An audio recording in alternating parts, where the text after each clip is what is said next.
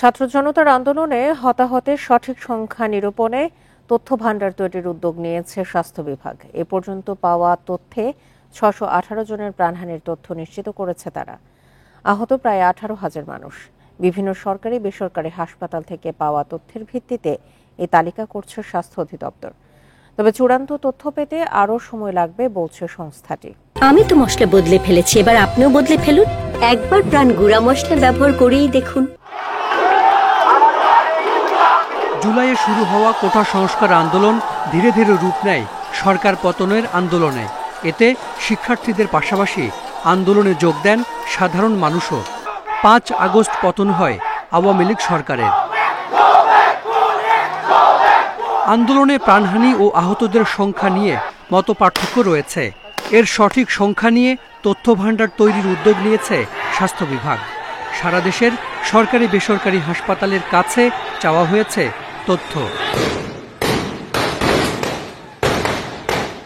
৪ September পর্যন্ত তথ্যে দেখা গেছে ছাত্র জনতার আন্দোলনে প্রাণ হারিয়েছেন ৬১৮ জন।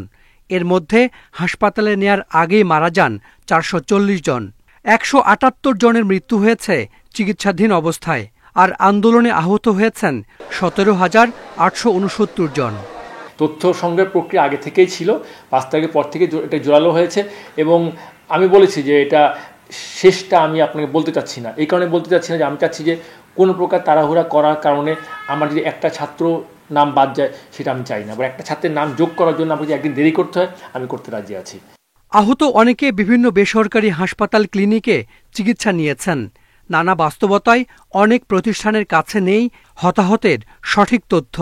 যারা এর আগে আহত হয়েছে কিন্তু কোনো তথ্যের মধ্যে তারা অন্তর্ভুক্ত নয়, তাদেরকে নতুন করে তথ্যের মধ্যে অন্তর্ভুক্ত করা এটা বড় চ্যালেঞ্জ।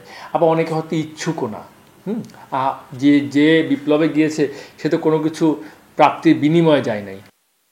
স্বাস্থ্য বিভাগের তথ্য মতে আন্দোলনে গুরুতর আহত হন ৩,০০০-এর বেশি মানুষ। অঙ্গহানি হয়েছে ১১৬ জনের। Hasan Misbah, independent news, Dhaka.